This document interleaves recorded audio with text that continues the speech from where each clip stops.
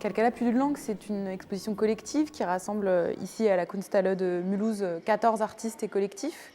C'est une exposition qui procède d'un travail de recherche collectif et plus large, lié à une plateforme curatoriale de traduction et d'édition en ligne qui s'appelle Kalkala et que vous pourrez rejoindre sur kalkala.org où vous trouverez un certain nombre de renvois, de textes, de travaux de recherche qui racontent plus précisément certaines des œuvres et certains des projets qui sont présentés ici à la Kunsthalle. Kalkala plus d'une langue, c'est la rencontre entre ce nom de Kalkala, qui est un nom qui nous vient d'un personnage de fiction. Kalkala, c'est l'héroïne de 2 nouvelles de science-fiction écrites par la commissaire et chercheuse égyptienne Sarah Rivki. C'est un nom qui nous plaît beaucoup, outre le fait que c'est le nom d'une héroïne de science-fiction, parce qu'il renvoie à la fois à des choses très savantes. C'est un nom qui raconte une manière spécifique de prononcer la langue arabe, de psalmodier. C'est aussi un nom qui a des définitions très variées dans différents dialectes arabes et dans d'autres langues. Tirer les vers du nez en dialecte marocain, accueillir, etc. Donc ça nous plaît beaucoup, cette idée du terme qui renvoie à la langue la plus soutenue comme un langage intime, quotidien et plus domestique, à un personnage. Et dans le titre de cette exposition, Kalkala plus d'une langue, ce personnage de Kalkala, on le fait dialoguer avec 2 philosophies du langage, à la fois un ouvrage du philosophe français Jacques Derrida, Le monolinguisme de l'autre, et un texte du philosophe marocain Abdel Fattah Kilito, Tu ne parleras pas ma langue, 2 textes qui sont présentés dans l'exposition et qui permettent de rendre compte d'une définition non propriétariste, non figée de la langue, des langues qui s'entrecroisent les unes les autres, qui se répondent, qui se nourrissent, qui se matinent. Et qui permettent d'installer pour l'exposition un terrain hétérolingue, avec des langues dans la langue, plurilingue, etc. Dans l'exposition, vous vous retrouvez accueillis ici par cette scénographie qui est une intervention graphique de Montasser Drissi. Donc Montasser Drissi, c'est un graphiste avec lequel on travaille. Il fait partie du collectif éditorial de la plateforme de recherche Kalkala.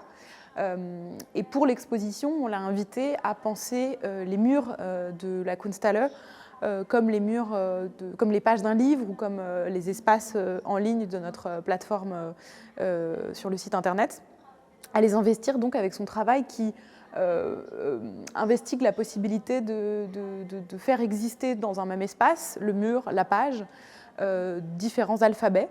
Ici, l'alphabet arabe et l'alphabet latin pour les langues anglaises et françaises qui sont les 3 langues de notre plateforme de recherche et qui sont parmi les langues de cette exposition. Comment faire coexister ces différents alphabets dans l'espace de façon non hiérarchique, sans que l'un des 2 alphabets prenne le pas sur l'autre, sans que l'une des 2 graphies oriente la graphie de l'autre langue, etc. Parce que historiquement, on a souvent rapproché les alphabets arabes et latins en faisant ressembler les caractères arabes aux caractères latins, donc en les rendant plus rectilignes, plus droits, etc. Et en l'occurrence, Montasser Drissi, ici, a voulu penser une mise en relation dans l'harmonie par la dissemblance, avec des caractères latins très droits et des caractères arabes au contraire ronds et très déliés. Dans l'exposition, les premiers murs de cette scénographie que vous allez retrouver partout dans l'exposition, qui chemine dans les espaces de la Kunsthalle. Sur les premiers murs,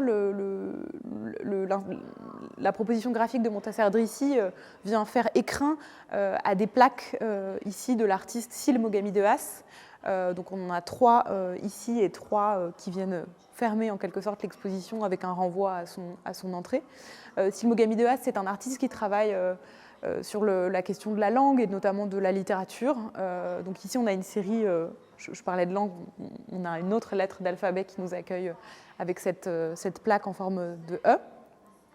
Le reste de l'ensemble de Syl Mogami Dehas qui est ici présenté est lié à un travail qu'il mène sur l'œuvre poétique du traducteur et écrivain Clayton Eshelman, qui est un écrivain américain dont 2 des ouvrages recueils de poésie, From Scratch, et ici Autel, Cro-Magnon sont lus par les deux personnages, les deux enfants de ces deux plaques-là.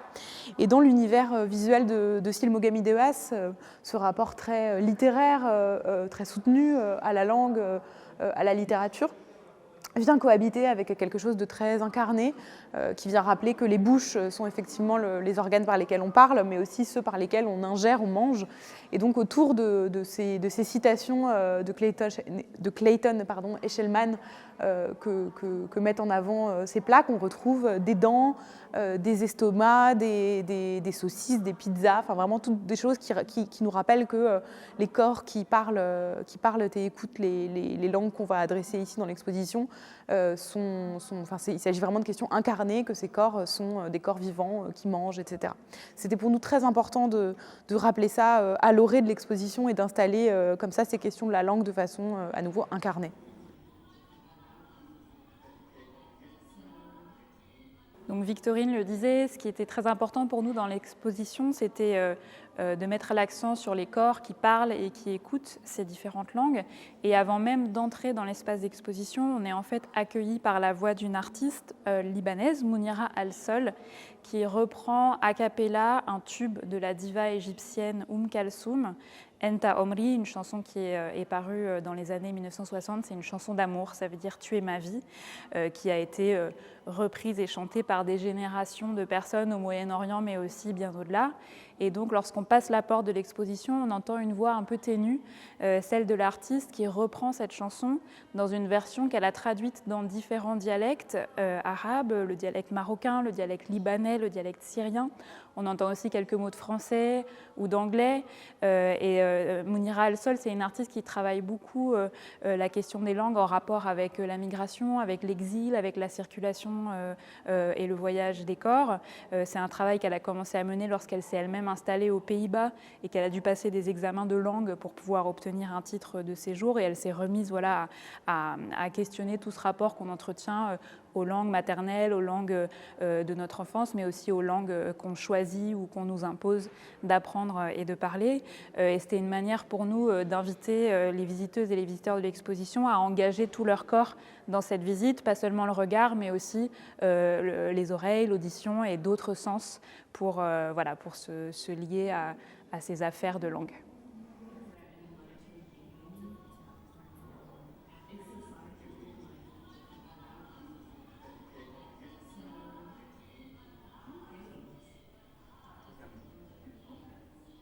En dialogue avec les plaques de Silmogamidéas, dans lesquelles on retrouve de la poudre de marbre, ici on présente toujours dans cet ensemble d'accueil de l'exposition, de pièces qui parlent de façon assez généraliste de cette question de la langue, on retrouve une sculpture ici de l'artiste Sarah Wadou, qui travaille entre le Maroc et la France. Une sculpture qui s'appelle Atlas. Cette pièce raconte un rapport très personnel à la langue, qui est celui de l'artiste et de sa famille. Sarah Wadou, c'est quelqu'un qui parle l'arabe sans en connaître l'alphabet et qui vient par ailleurs d'une famille marocaine amazirophone, berbérophone, dirait-on. C'est l'autre nom qu'on a donné en France historiquement à cette langue. Donc une famille qui vivait dans un pays qui ne reconnaissait pas leur langue comme étant une des langues nationales, alors que c'est une langue qui est évidemment très parlée au Maroc. La pièce vient raconter un certain rapport de convention, de codification qu'on va avoir à la langue à partir du moment où justement il va falloir s'arrêter pour se décider d'une série de règles, pour lui adjoindre un alphabet, etc. Ce que la pièce vient précisément raconter aussi au travers de cela, c'est le fait qu'en 2011 au Maroc, à l'occasion d'une réforme constitutionnelle, l'amazigh est devenue langue nationale avec l'arabe et le français. Et donc à cette langue qui historiquement avait été écrite en utilisant différents alphabets, en particulier les alphabets arabes, latins, hébreux même historiquement, à cette langue on a associé un alphabet spécifique qui est l'alphabet Tifinagh, le nom de cet alphabet de l'amazigh ou du berbère. Donc, ce qu'on voit ici dans la scénographie qui vient reprendre différentes langues, différentes graphies et différentes citations que vous retrouverez toujours sur les murs dans leur langue source, dans la langue dans laquelle les textes ont été écrits. Vous en retrouverez aussi les traductions, bien sûr, dans l'espace d'exposition. Donc ici, il s'agit d'une lettre de cet alphabet Tifinagh qu'en 2011, un certain nombre de linguistes, de chercheurs, de chercheuses ont codifié, arrêté, pour correspondre définitivement à cette langue amazigh. Et c'est un peu de ce travail de codification que parle la pièce.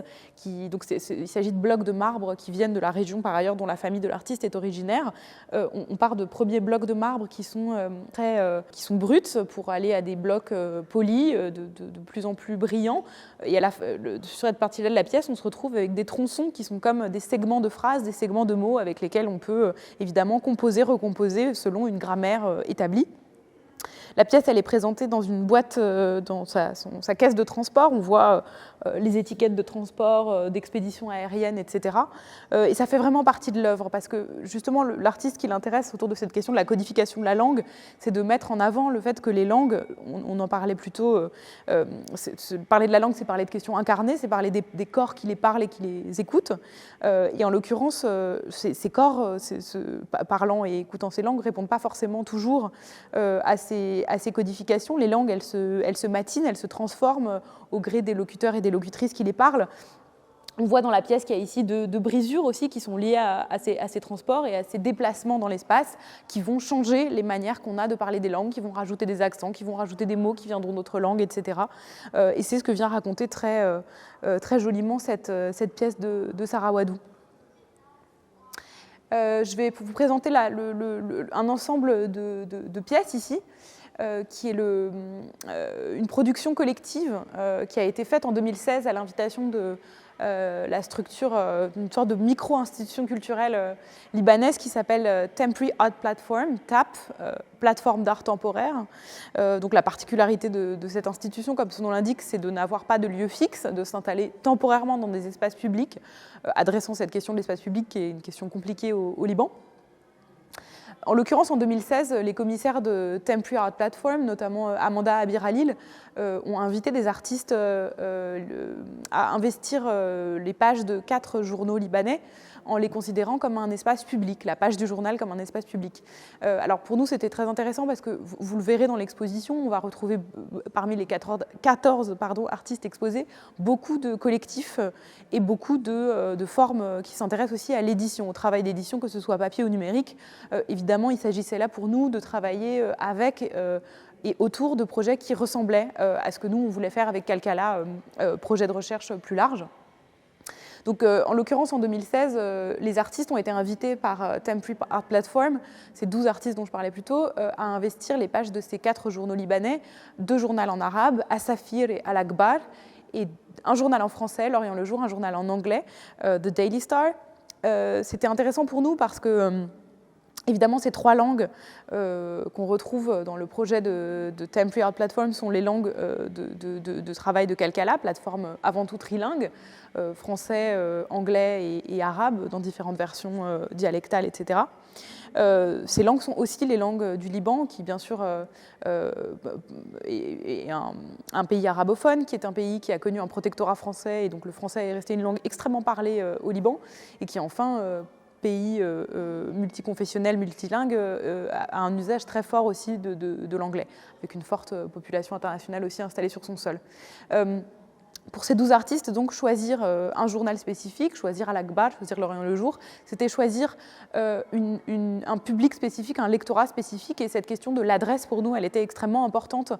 C'est une question qu'on s'est beaucoup posée avec Kalkala dans l'exposition et sur la plateforme, et on souhaitait retrouver ce questionnement collectivement avec les artistes de Temporary Art Platform. Alors, on peut voir, en rentrant un peu dans le détail du projet, que chacune s'est saisie très différemment de la question du journal, entre des artistes qui ont opté pour des propositions très graphiques. On voit tout de suite, du premier coup d'œil, qu'on est sur une proposition artistique, des œuvres multiples, bien sûr, parce qu'elles étaient éditées en autant d'exemplaires que le journal. Puis on a des artistes qui ont aussi voulu travailler sur l'obsolescence quasiment de ce format du journal papier. Là, on a un artiste qui, de façon assez ironique, a esquissé en rouge des traits de coupe d'un pliage. Le journal papier n'a plus de valeur d'usage réel. Néanmoins, on peut toujours considérer qu'on peut en faire des cocottes en papier, ou de quelqu'un qui, comme ça, de façon presque un peu fétichiste, vient photographier le journal déplié. Je vais peut-être m'arrêter aussi sur une dernière pièce, qui est celle ici de Cyrine Fatou, dans la vitrine. Donc c'est une publication qui est parue dans L'Orient le jour. Ici, Cyrine Fatou, on ne reconnaîtrait pas du premier coup d'œil qu'il s'agit d'une intervention artistique. Dans les journaux papier, il y a bien sûr un petit cartel quelque part qui explique cela. Cyrine Fatou, elle a fait publier des avis d'annulation d'événements. Donc telle exposition est annulée, tel match de foot est annulé. Et par ça, elle faisait référence au début de la guerre civile au Liban et au fait que c'est comme ça que les choses ont commencé. Dans les journaux, subitement, on annonçait que tout était annulé parce que l'État, la situation devenait trop dangereuse pour les organiser. Ce qui est intéressant, c'est que l'artiste n'avait pas anticipé le fait que l'œuvre allait aussi avoir une existence numérique, puisque les journaux sont encore papier, mais évidemment numériques. Et donc, ici, il y a un cartel dans l'édition papier. Néanmoins, sur le site internet de L'Orient le jour, ça fonctionnait différemment. Et donc, les abonnés lecteurs et lectrices du journal ont reçu en rafale des notifications d'annulation qui ont créé une immense pagaille parmi dans le lectorat du journal et vraiment une vraie angoisse, une vraie inquiétude de la part de ces personnes qui voyaient ces notifications apparaître sans avoir la possibilité d'accéder au cartel. Donc ça, c'est aussi des choses qui nous intéressaient sur ces tensions qui existent entre les formats édités papier et la question de l'édition numérique, des choses qui nous occupent aussi beaucoup avec Calcala. On va passer ensuite à un ensemble d'œuvres dans l'exposition qui parlent des rapports entre les langues et les questions de migration, qui sont abordées par 3 artistes ou collectifs d'artistes. Derrière moi, on a un projet qui a été initié par 2 artistes berlinois, Christine Lemke et Achim Lengerer. Christine Lemke, qui avait par ailleurs une activité de bénévole auprès d'associations qui enseignent l'allemand langue étrangère à des personnes désireuses de s'installer sur le territoire. Il faut savoir que depuis 2005, la loi allemande impose à toute personne désireuse d'obtenir un titre de séjour de suivre des cours dits d'intégration, parmi lesquels on trouve bien évidemment l'apprentissage de la langue allemande. C'est la même chose en France. Pour les personnes qui souhaitent obtenir des titres de séjour en France, il faut également suivre des cours de français langue d'intégration. Et en fait, Christine Lemke et Achim Lengerer ont rassemblé autour d'eux un collectif composé à la fois d'artistes, mais aussi et surtout de personnes qui enseignent l'allemand langue étrangère dans ces cours dits d'intégration et de personnes qui l'apprennent pour déconstruire un petit peu les outils qui sont employés dans l'apprentissage de cette langue qui est presque une langue considérée comme à part. Et notamment, ils se sont appuyés sur des ouvrages pédagogiques, sur des manuels comme ceux-ci. Donc des manuels qui sont utilisés dans ces cours d'intégration. Et ils se sont tout particulièrement intéressés aux images qui sont utilisées dans ces manuels, images qui vont en fait véhiculer un certain nombre de stéréotypes à la fois vis-à-vis de la culture d'accueil, la culture allemande. Donc, je pense par exemple à des photos de familles blondes assises autour d'une table en train de partager un repas typiquement allemand, mais aussi à la façon dont les autres, les étrangers, les personnes qui souhaitent s'installer sur le territoire et qui sont les destinataires de ces cours d'intégration sont représentés dans ces livres, avec là encore un certain nombre de stéréotypes liés aux activités auxquelles peuvent prétendre ces personnes, qu'on voit allant s'inscrire à un bureau de Pôle emploi ou se projetant dans le rêve de devenir footballeur. Je donne là des exemples qui sont évidemment plus complexes et plus nuancés dans les livres, mais donc au cours de ces différents ateliers, ce groupe de personnes s'est attaché un peu à déconstruire ces images à travers des ateliers de collage, différentes propositions qui ont été faites par les artistes qui étaient impliqués. Ça a donné lieu à différents événements, mais aussi à une publication qui est présentée sur le mur ici, qui est une publication en langue allemande. Et je dois dire que ça nous intéressait de faire le lien, évidemment, dans le contexte de la ville de Mulhouse, qui est une ville frontalière, dans une région qui a une histoire aussi de relation avec la langue allemande, d'amener ce projet et cette langue dans cette exposition. Ce qui est intéressant par ailleurs, c'est que, donc, en plus de présenter le livre et des extraits dans l'exposition ici, ainsi qu'une vidéo qui donne la parole à des personnes qui ont suivi ces cours, on va organiser à Mulhouse, au mois d'avril, un atelier avec Achim Lengerer dans lequel on va transposer les méthodologies et les exercices qui ont été développés lors de ce projet à des ouvrages d'apprentissage du français langue étrangère. Donc on va s'intéresser à ces dispositifs d'apprentissage du français langue étrangère en dialogue et en collaboration avec des associations mulhousiennes, avec des personnes qui enseignent le français langue étrangère ou le français dit langue d'intégration, soit de manière bénévole, soit dans le cadre de leur travail d'enseignante et d'enseignants, des personnes qui apprennent ou ont appris cette langue. Et donc c'était important pour nous que l'exposition puisse vraiment trouver un ancrage à Mulhouse à travers cet atelier et le partage de pratiques artistiques qui vont permettre de s'intéresser à une réalité locale avec des actrices et des acteurs locaux.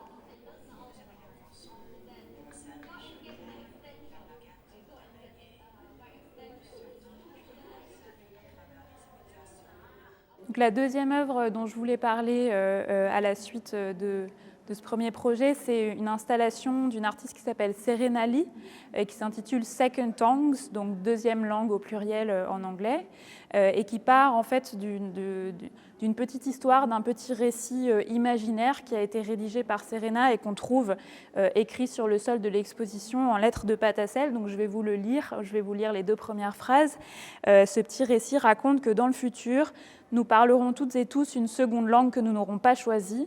Elle sera attribuée à la naissance, sélectionnée au hasard dans l'histoire du langage afin d'être apprise et utilisée en parallèle de la langue maternelle. Et la petite histoire continue ensuite, mais en gros, ce récit permettait à Serena de poser un certain nombre de questions à partir de cette petite spéculation. Qu'est-ce qui se passerait si on apprenait toutes et tous une deuxième langue qu'on n'a pas choisie, alors même que la plupart du temps, les langues qu'on parle, les langues qu'on apprend sont liées soit à un environnement familial, soit au pays dans lequel on est né ou dans lequel on habite. Là, ce serait évidemment extrêmement différent, puisqu'on pourrait peut-être partager une langue avec quelqu'un qui habite à des milliers de kilomètres de nous et ne pas partager, au contraire, ces secondes langues avec les personnes qui nous sont les plus proches.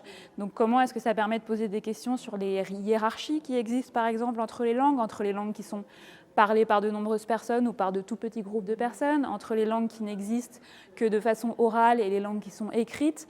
Tout ça serait complètement reconfiguré par cette idée d'une seconde langue apprise au hasard. Et en fait, c'est des questions que Serena a partagées avec, là aussi, différents groupes de personnes. Elle a notamment travaillé avec un groupe de travailleuses domestiques à Londres, qui sont des personnes qui sont souvent dans des situations assez précaires, qui viennent de pays assez lointains et qui n'ont pas nécessairement accès à la langue anglaise. Donc Serena les a rencontrés à travers des cours d'anglais qu'elle donnait à ces personnes et elle les a rassemblés pour discuter de ces questions. Elle a aussi échangé avec des linguistes, des artistes, voilà, avec différentes personnes plus ou moins expertes qui étaient touchées de manière plus ou moins affective ou professionnelle par ces questions de langue.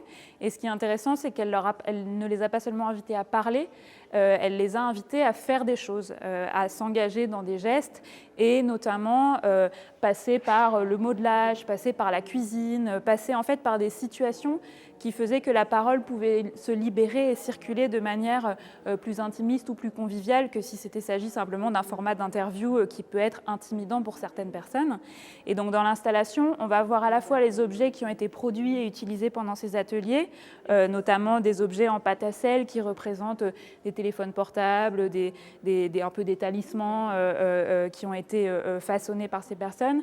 Et on a 5 vidéos qui reprennent à la fois des images d'archives, des images qui ont été tournées pendant les ateliers et les enregistrements de ces conversations dans lesquelles on va pouvoir entendre du chinois, du turc, de l'italien, de l'anglais et aussi pour les versions qui étaient conçues pour l'exposition, du français et de l'arabe. Et le dernier élément de l'installation, c'est cette bannière qu'on voit flotter derrière la table, qui est en fait une image numérique qui a été reconstituée par Serena Lee à partir d'une maquette de la British National Library, donc la Bibliothèque nationale britannique, qui conserve apparemment une des plus importantes collections d'enregistrements de langues orales, dont certaines sont aujourd'hui disparues ou en voie de disparition. Et Serena crée comme ça un dialogue un peu ironique entre ce temple du savoir, représenté ici de manière très monumentale, qui vient conserver les langues, mais ne les rend pas forcément plus accessibles pour autant, puisque seul un petit nombre de personnes ont accès à ces collections, et au contraire un espace beaucoup plus fouillis, beaucoup plus domestique, dans lequel on entend des rires, on entend des voix beaucoup plus incarnées et des langues multiples qui se frottent, se croisent et se contaminent. Tutte le nazioni o società organizzate si sono messe d'accordo su un sistema di lotteria e una fonte di possibili 在未来，我们都会说一个不是我们选择的第二外语，它在我们出生时就被决定，并且是从语言的历史中随机选择，让我们在母语之外学习和使用。所有的国家、人的社会都同意使用。Alors ici, on est face à une œuvre de Lawrence Abu Hamdan, un artiste qui vit à Londres mais qui est d'origine jordanienne et qui travaille beaucoup autour de la question de l'écoute et des politiques de l'écoute. Et ce qui nous intéresse beaucoup dans le travail de cet artiste, c'est que c'est quelqu'un qui va à la fois intervenir dans le milieu de l'art, donc dans des espaces d'exposition, mais qui va aussi mettre son travail au service d'associations ou d'organismes comme Amnesty International pour accompagner des enquêtes qui portent notamment sur des crimes contre l'humanité ou des crimes de guerre.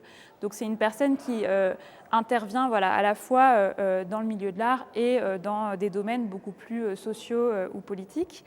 Et cette œuvre illustre assez bien ces déplacements, puisqu'il s'agit en fait d'une collaboration avec un groupe de demandeurs d'asile somaliens dont la demande a été rejetée par le gouvernement néerlandais sur la base d'entretiens téléphoniques menés par une entreprise privée par téléphone censée analyser la provenance des accents de ces personnes en fonction de la manière dont ils vont prononcer certains mots. Donc par exemple,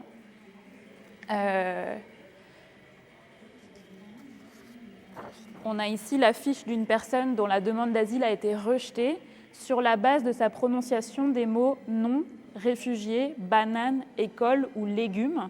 Et donc, à travers cette analyse menée par téléphone, des expertes ou des experts situés à des milliers de kilomètres du pays dans lequel la demande d'asile est déposée, mais aussi du pays d'où est originaire la personne, vont déterminer si cette personne est censée venir d'une zone considérée comme sûre ou au contraire comme non sûre par les critères européens du droit d'asile. C'est bien évidemment quelque chose d'extrêmement problématique et c'est à partir de ces analyses de mots et de ces demandes qui ont été pour certaines acceptées, pour certaines rejetées, que Lawrence a collaboré avec une graphiste, avec des sociolinguistes et tout un groupe d'autres personnes pour produire cette carte qui est volontairement illisible ou en tout cas difficile à déchiffrer. C'est une carte qui va retracer à la fois l'histoire des conflits qui ont marqué le territoire de la Somalie, la variété des dialectes qui sont parlés dans ce pays et qui tente en fait de représenter la façon dont les langues, le vocabulaire utilisé, les accents vont évoluer, se transformer, être modifiés au gré de trajectoires de vie qui sont marquées par des déplacements incessants. C'est-à-dire qu'une personne qui va déposer une demande d'asile dans un pays européen est parfois partie de son village de naissance depuis 10 ans ou 20 ans, a passé plusieurs frontières, a circulé dans des camps, a cohabité avec des personnes de toute nationalité et de toute langue. Et il est donc évident qu'au cours de ce parcours, sa propre manière de parler, de prononcer les mots et d'employer certains mots de vocabulaire va évoluer. Et cette carte est censée du coup essayer de démontrer l'absurdité de vouloir assigner une origine à une personne sur la base d'un mot de vocabulaire aussi commun que banane, alors même que cette décision va avoir un impact évidemment extrêmement crucial sur la vie de cette personne. Et donc c'est une œuvre qui existe à la fois sous cette forme montrée dans des espaces d'exposition et qui va aussi circuler dans des espaces administratifs et juridiques, puisque le collectif avec lequel Lawrence a travaillé a remis ces documents, notamment à des juristes qui ont pu s'en inspirer pour nourrir leur réflexion et leur analyse de cas de demande d'asile. Donc c'est une œuvre qui a véritablement eu des effets en dehors du milieu de l'art, dans des domaines qui sont ordinairement considérés comme séparés de ceux de l'art, et le travail de Lawrence crée des passerelles entre ces domaines.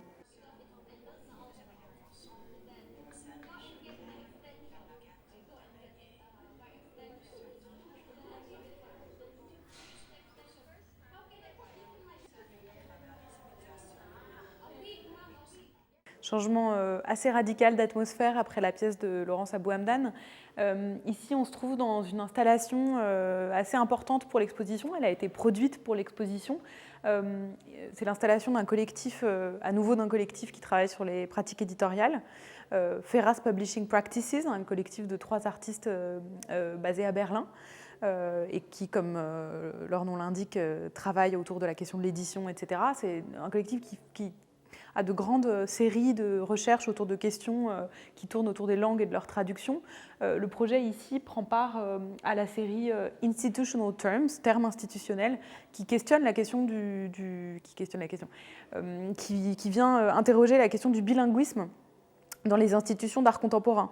Donc en fait, dans cette installation, les murs sont recouverts de couvertures de livres d'art, soit de monographies d'artistes, soit de catalogues d'expositions collectives, qui ont tous la particularité d'être des livres au moins bilingues, parfois trilingues. Donc on voit ici les couvertures arabophones de ces ouvrages, et de l'autre côté, les couvertures en français ou en anglais. Et à partir de cette recherche assez large qui vient travailler sur des champs lexicaux très précis, sur leur déplacement d'une langue à une autre, et évidemment en creux la question des Ferrat, c'est celle des rapports de pouvoir à l'œuvre entre les langues.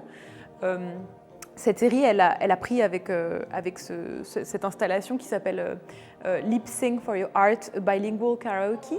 Elle a pris un tour vraiment performatif, puisque l'idée ici pour le collectif est de venir inviter le public à venir interpréter certains de ces livres d'art bilingues avec un karaoké bilingue qui est vraiment fait pour être, alors ça peut paraître étrange, je vous présente l'installation vide de tout public, mais l'idée est vraiment de s'emparer du micro, de venir chanter ces chansons soit en arabe, soit en anglais ou en français, en tout cas dans l'une des langues du karaoké, et des paroles très, très drôles, très humoristiques viennent parler du monde de l'art, de ces circulations d'artistes, de ces circulations de langues et de projets artistiques et curatoriaux. Et les artistes résument ce travail avec l'expression d'une critique institutionnelle qui pourrait se chanter, pour faire référence à ce travail voilà, de critique du milieu de l'art et de ses modes de fonctionnement et de ses productions. C'est un travail qui est très important pour nous, au-delà du fait qu'il s'agit d'une production, parce qu'on travaille au long cours avec le collectif Ferrat's Publishing Practices, et on a un certain nombre de projets communs dans les années à venir, ce qui est assez symptomatique de notre manière de fonctionner pour la plateforme Calcala, à savoir une envie de travailler dans le temps avec des gens qui ont des relations de travail avec nous sur plusieurs années et au gré de différents projets.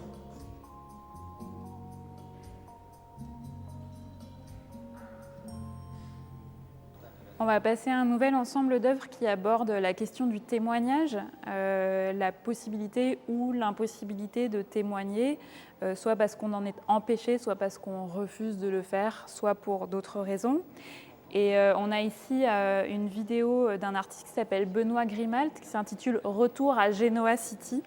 Et Genoa City, c'est la ville de fiction dans laquelle se déroulent les épisodes des Feux de l'amour.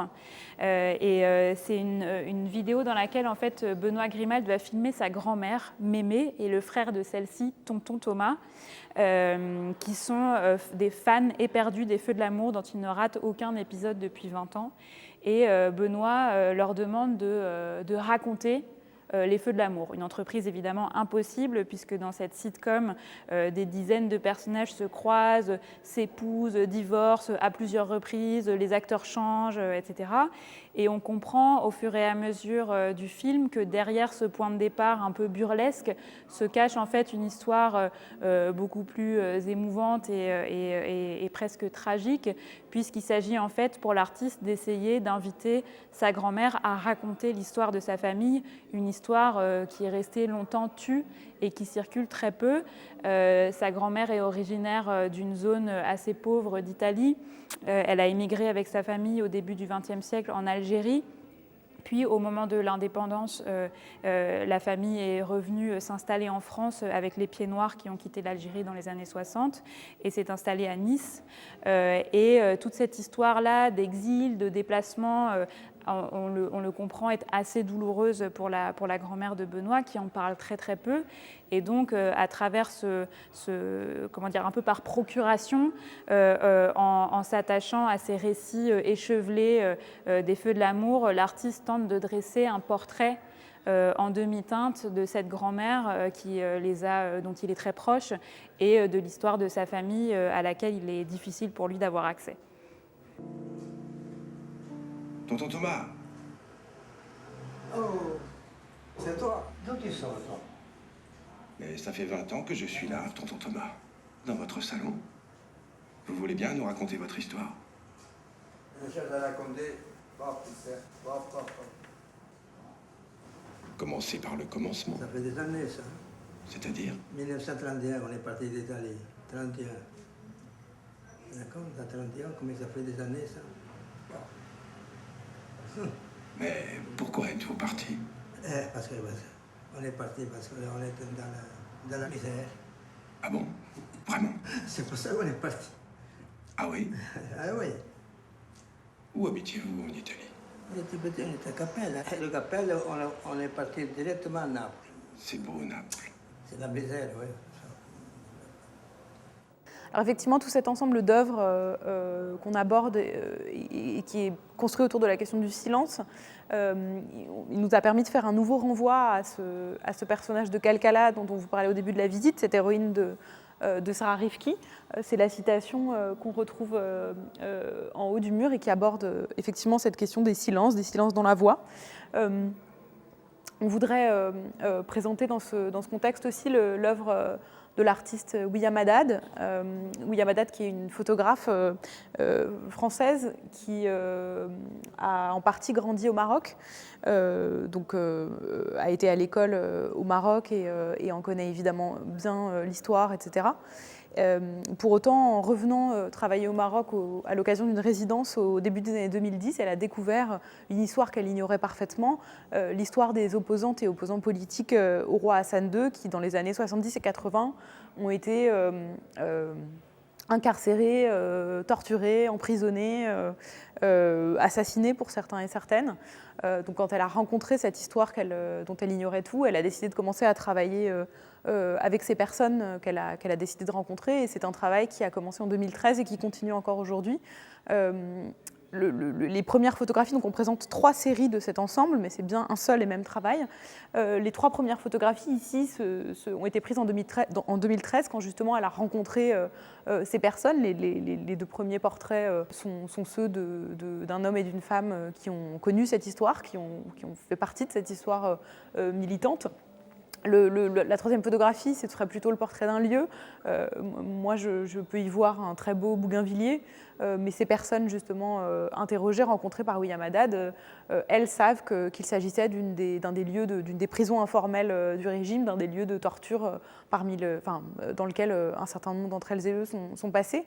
Donc ça, c'était en 2013. Quelques années plus tard, en 2015, la série continue. Donc cette question du temps long explique que pour nous, méthodologiquement, le travail de William Haddad, il est vraiment central pour la plateforme Kalkala. C'est vraiment quelqu'un avec qui on est en dialogue autour de ça et dans le temps.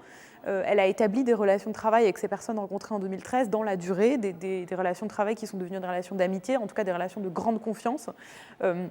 Quelques années plus tard, ça lui a permis de penser cette série, qui est une série de photographies d'objets. La série s'appelle Objets de Tazmamart, du nom d'une des prisons associées à cette histoire spécifique dont je viens de parler. Donc on a une série d'objets qui racontent cette histoire, ces incarcérations. En l'occurrence, Tazmamart est une prison connue pour avoir été pendant un temps assez long plongée dans le noir. Les détenus n'avaient accès ni à des fenêtres ni à de l'électricité dans leurs cellules. Donc on voit un des objets, c'est un petit miroir qui permettait de capter la lumière qui parfois rentrait dans la cellule. On a ici un chapelet en noyau d'olive, ici des petits ciseaux fabriqués avec une boîte de conserve et qui permettaient quand même aux détenus de continuer à se couper les cheveux, etc. Donc des objets qui racontent des conditions de détention extrêmement violentes.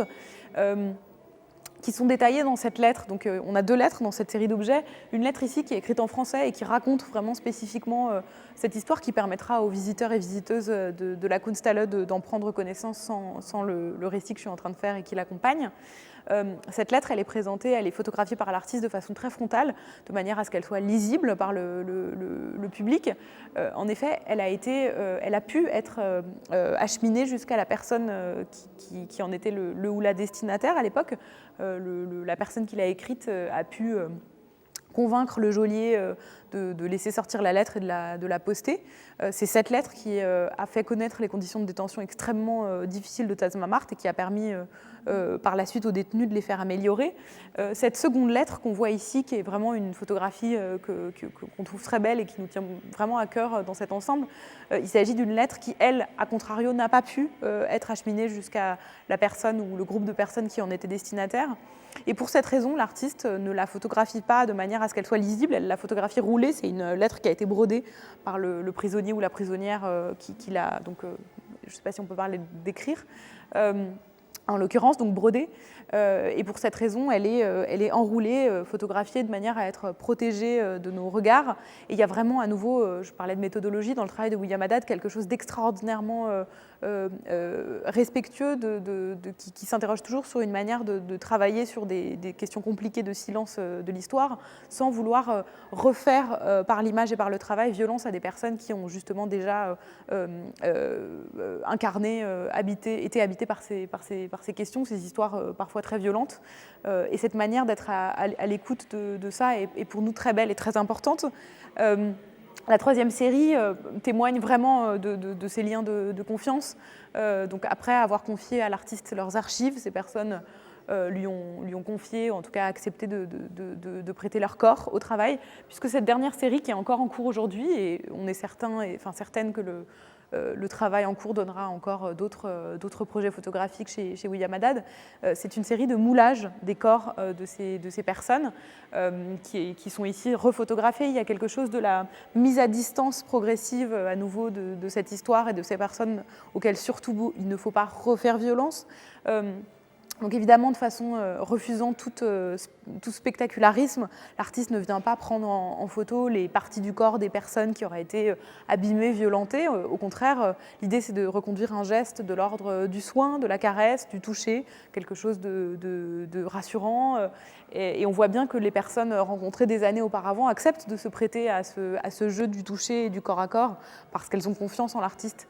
Donc c'est vraiment un travail qui nous semble très beau. Il y a quelque chose d'assez muet aussi dans ce face-à-face avec ces images qui est très sensible et qui nous renvoie à cette question du silence et à ces questionnements méthodologiques constants qui sont les nôtres pour Kalkala. L'œuvre suivante, qui est juste là et qu'on présente en regard d'une de ces citations qui habite la scénographie, en l'occurrence Bouche cousue, qui est une citation extraite d'un texte de Karima El-Karaz, autrice et metteuse en scène, avec laquelle on travaille par ailleurs. L'œuvre ici, c'est une sculpture de l'artiste Nourdine Ezaraf, qui est quelqu'un qu'on a rencontré au gré de conversations qui ont eu lieu il y a plusieurs années, au moment où on initiait vraiment la conception de cette plateforme de recherche Kalkala. C'est vraiment quelqu'un qui a été un interlocuteur fondamental de cette conception. Nourdine est donc artiste, c'est quelqu'un qui travaille beaucoup avec la langue, entre les langues, avec la performance, la poésie.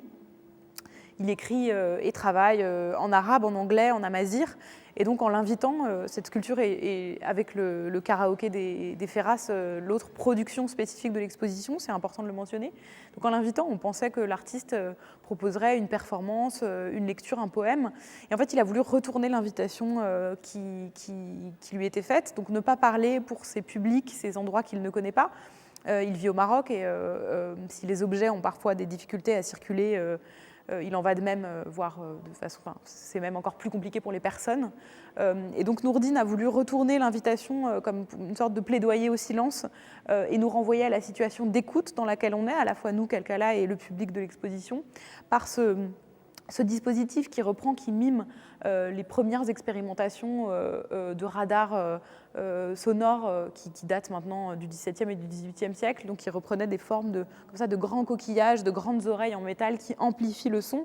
C'est vraiment une œuvre qui peut être portée, elle peut être enfilée et elle permet comme ça d'entendre mieux, d'entendre loin, avec cette idée que l'écoute, oui, l'écoute peut être une écoute féministe, c'est une des écoutes qu'on met en avant dans Kalkala, mais l'écoute est aussi quelque chose qui renvoie au champ lexical et au champ de travail du militaire, et c'est quelque chose que Nourdine veut nous rappeler ici à cet endroit de l'exposition, à nouveau comme une forme de plaidoyer au silence. Enfin, l'œuvre qui vient clore cet ensemble autour de la question du et des silences, c'est un collage ici de l'artiste Sofia Almaria, donc une artiste qui elle aussi travaille beaucoup sur la question des langues et de leur rapport de force. Aujourd'hui, elle travaille aux États-Unis. Et dans cette œuvre, donc, il s'agit d'une œuvre qui fait partie d'une série d'œuvres que l'artiste appelle des œuvres talismans, qui visent comme ça à venir un peu magiquement protéger son travail et ses réflexions, à partir notamment d'un vocabulaire de lettres, de glyphes, qui forment une sorte d'alphabet personnel de l'artiste. Et au sein de cet alphabet, on retrouve ce cercle qui est en haut, au-dessus de la photographie issue du dernier film de l'artiste, Beast Type Song. On retrouve ce cercle qui est en fait un signe diacritique de l'alphabet arabe qui s'appelle un soukoun.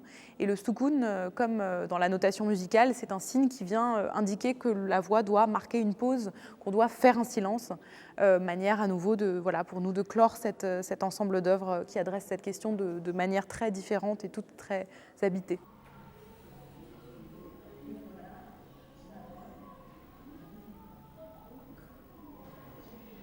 Avec Kalkala, on s'intéresse beaucoup à des projets qui ont une dimension éditoriale, puisqu'on a nous aussi une activité d'édition, de publication, de traduction de textes. On s'intéresse au travail d'autres collectifs comme les Ferraz Publishing Practices dont Victorine a parlé tout à l'heure, mais aussi un collectif qui s'appelle Institute for Incongruous Translation, l'Institut pour une traduction incongrue, qui a été formé par deux artistes d'origine iranienne, Natasha Sader-Haghighian et Ashkan Separvand. Et ce collectif s'est formé à partir d'une trouvaille réalisée sur un marché de Téhéran. Il s'agissait d'un livre d'apprentissage des arts plastiques à l'école primaire en Iran, avec un certain nombre d'exercices visuels et plastiques.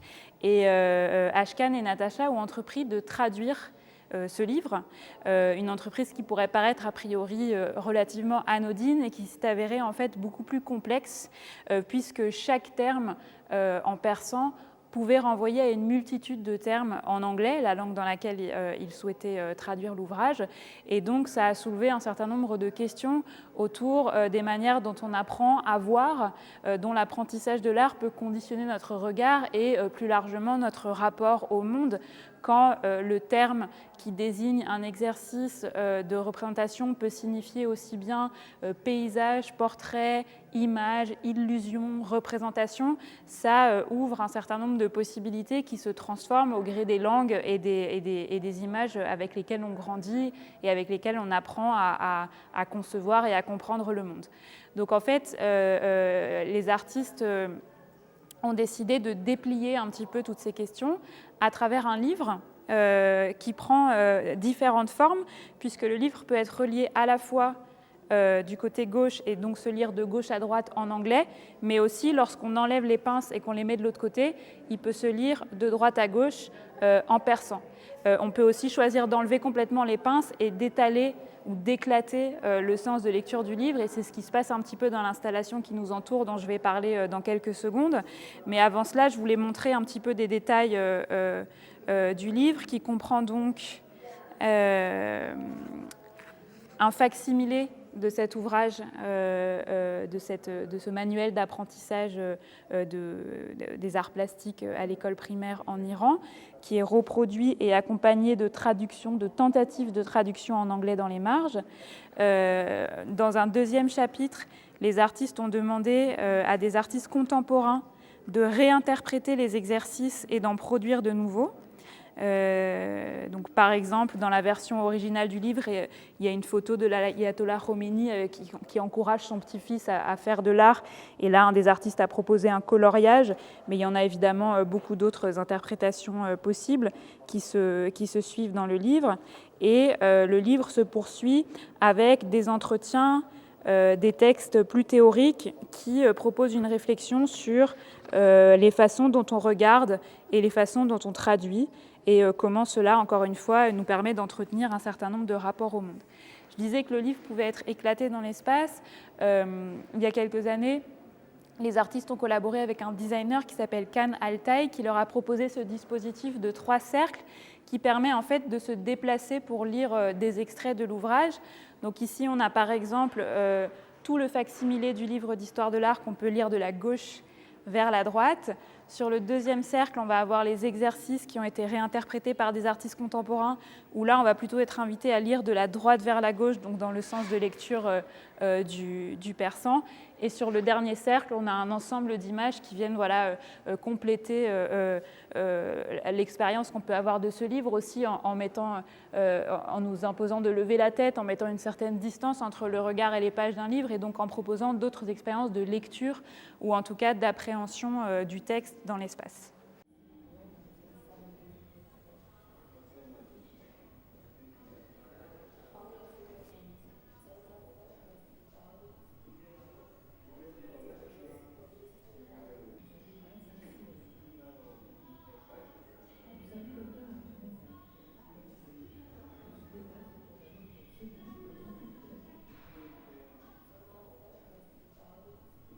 Ce qui vient maintenant clore l'exposition, c'est un face-à-face d'artistes qui travaillent autour de la question des jeux de mots, des jeux dans la langue, des anagrammes, des assonances, des mots cachés derrière, des langues cachées derrière d'autres langues, ce que vient indiquer en partie la scénographie de l'exposition avec ces anagrammes que l'on retrouve ici. Ici, on a un film de l'artiste mexicain Vir Andrés Serra. Vir Andrés Serra, c'est quelqu'un qui mène une recherche doctorale sur la question des langues autochtones disparues du Mexique et de leur lien avec l'espagnol. Donc c'est vraiment quelqu'un qui a la question des langues au cœur de sa pratique. C'est aussi un des membres de notre plateforme de recherche, à nouveau un collectif. Vir Andrés Serra, ici, présente dans l'exposition Calcala plus d'une langue un film qui s'appelle Pyramidal, qui est un film qui donne à voir une procession religieuse qui a lieu dans le sud de l'Espagne, en Andalousie, donc une procession catholique. On voit voilà, le Jésus aux couronnes d'épines ici à l'image. Et ce qu'on entend superposé sur ces images, c'est un poème de la poétesse Juana Inés de la Cruz, qui est une poétesse mexicaine religieuse du XVIIe siècle. Ici, Vir Andrés Serra, qui par ailleurs maîtrise l'alphabet arabe, est venu translittérer, écrire ce texte poétique de Juana Inés de la Cruz avec l'alphabet arabe, puisqu'on l'a vu plus tôt, l'idée d'attacher une langue à un seul alphabet est évidemment une convention. On peut écrire une langue avec un autre alphabet, évidemment, ça produit de petits déplacements. Et c'est ce qui s'est passé ici avec Vir Andrés Serra, qui est venu écrire une partie de ce poème en utilisant l'alphabet arabe, et qui a ensuite demandé à une personne arabophone de venir lire ce texte. Par ce geste, il met aussi en relation deux espaces, l'espace mexicain et l'espace du sud de l'Espagne, et vient mettre en avant des liens historiques, linguistiques, culturels, qui mettent en rapport ce sud de l'Espagne qui a été andalou, qui avant ce qu'on a appelé la Reconquista était un lieu où l'arabe était une langue pratiquée, et où notamment on a historiquement translittéré la langue espagnole avec l'alphabet arabe. Ça s'appelait l'Aljamiado, c'est une pratique qui était très courante et dont on a aujourd'hui en Espagne beaucoup d'archives, en Espagne et au Maroc. Et donc par ce geste, l'artiste vient parler de cette histoire-là et de ce qui potentiellement infuse au Mexique de cette histoire-là.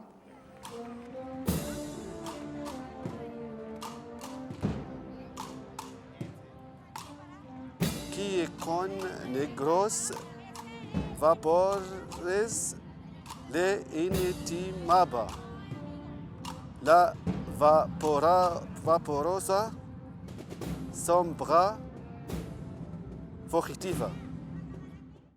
L'exposition se conclut sur une nouvelle œuvre de Mounira Al-Sol, cette artiste libanaise dont on parlait au tout début de l'exposition, qui a fait cette reprise d'Enta Omri qui accompagne les visiteuses et les visiteurs à l'entrée. Il s'agit ici d'une série de 7 tentures brodées. Il y en a 3 dans l'espace de l'exposition et 4 situées à l'extérieur. J'en dirai un mot dans quelques secondes. Et ce sont des tentures qui, là encore, poursuivent l'intérêt de Mounira pour les jeux de mots, pour la polysémie du langage et pour la confusion, l'invention poétique qui peuvent résulter des doubles sens que les mots entretiennent parfois à l'intérieur d'une même langue ou entre différentes langues. Et en fait, sur chacune de ces tentures, on va trouver des anagrammes qui se déploient sur les deux faces et qui sont en fait des jeux de mots à partir de 3 lettres qui vont permuter de chaque côté de la tenture. Ce qu'il faut savoir, c'est qu'en arabe, le son des voyelles, notamment des voyelles courtes, est marqué par des signes de ponctuation qui sont posés sur les consonnes. Donc, avec ces signes, on va par exemple savoir si on doit prononcer un T, ta, tout, ti. Mais il se trouve qu'à l'écrit, ces signes n'apparaissent pas toujours, notamment dans les journaux. On suppose que la lectrice et le lecteur vont pouvoir reconnaître les mots.